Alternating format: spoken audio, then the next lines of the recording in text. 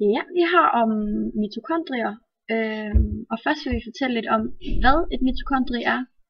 Så vil vi fortælle om, hvad dets funktion er. Så vil vi fortælle lidt om den struktur, hvordan den er opbygget, hvor den er placeret, og hvorfor den er en vigtig faktor for os som mennesker.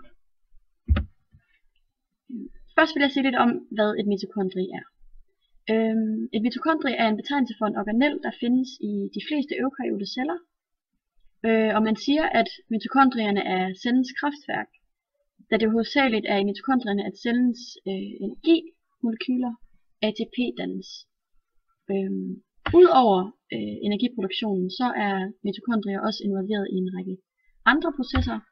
Det er blandt andet cellesignalering, som jeg har tegnet et fint billede af her, hvilket er kommunikation mellem de forskellige celler. Så er den også med til celledeling, som vi kender til. Og så er den også med til apoptose, som er hernede, som er cellens programmerede celledød. Mitokondriets funktion. I cellen findes der mitokondrier. Et mitokondrie fungerer som et lille kraftværk i cellen, og det er den mekanisme, som leverer energien til, at cellen kan arbejde. Som andre kraftværker skal den bruge brændsel, som her er glukose og oxygen, til at få ild i forbrændingen. Mitokondriets opgave er at omdanne sukker, fedt, protein og andre organiske molekyler fra føden til energi i form af ATP, der står for adenosin-trifosfat, som er et meget energirigt molekyle. ATP kan også bruges til cellens arbejdsprocesser. Selve omdannelsen foregår således. De organiske sukker, fedt og proteinmolekyler når ind i mitokondriet, hvorefter nedbrydningen af molekylerne igangsættes. Under denne nedbrydning sker der en omdannelse af den kemiske energi af de organiske stoffer og ilt til kemisk energi i form af ATP. Selve den kemiske formel for transformationen ser således ud, at glukosen og ilten bliver til kuldioxid og vand, og glukosen og ilten for de organiske stoffer nedbrydes således til kuldioxid og vand. Det frigiver energi og skaber respiration, altså vejrtrækningen hos organismer med dyreceller. I planteceller omdannes strålingsenergien fra solen til kemisk energi. Dette er også kaldet fotosyntesen og er unikt for planteceller. I denne proces opstår der et energioverskud, som planterne udskiller i form af ilt, som så kan komme til glæde for os mennesker, så vi derved kan gentage transformationen. Og sådan kører det ligesom. Mitokondriet måler mellem 0,5 og 0,10 mikrometer i diameter, så man skal se den gennem et mikroskop. Mitokondriet er ovale organeller, som er omringet af en dobbeltmembran, som består af fosfolipider og proteiner. Membranerne har forskellige egenskaber.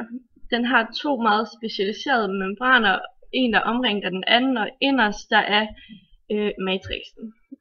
Den yderste membran har nogle transportproteiner, der kaldes purin, som tillader små molekyler fri passage gennem membranen.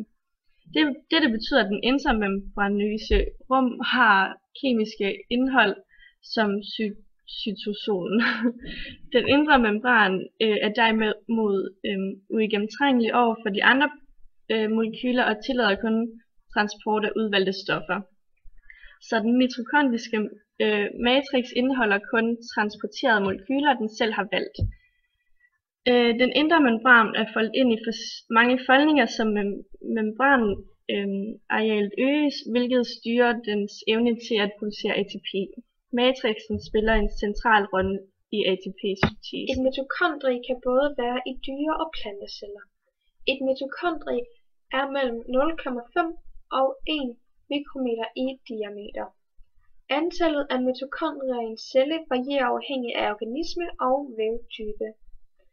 Nogle celler indeholder kun ét mitokondrie, men de fleste indeholder flere tusind mitokondrier. På billedet kan vi se, at mitokondrierne ligger lige her og lige her. Jeg vil gerne fortælle jer lidt om, hvorfor mitokondriet har en vigtig funktion for vores liv. Mitokondriet er celleorganeller, der har en vigtig funktion for vores liv.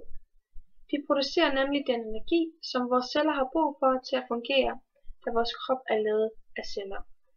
Uden mitokondriet kan vi ikke overlevere energi, der produceres inde i mitokondriet, og lagres midlertidigt i ATP-molekyler, der rejser gennem cellen og hurtigt nedbrydes for at frigøre den energi, hvor det er nødvendigt.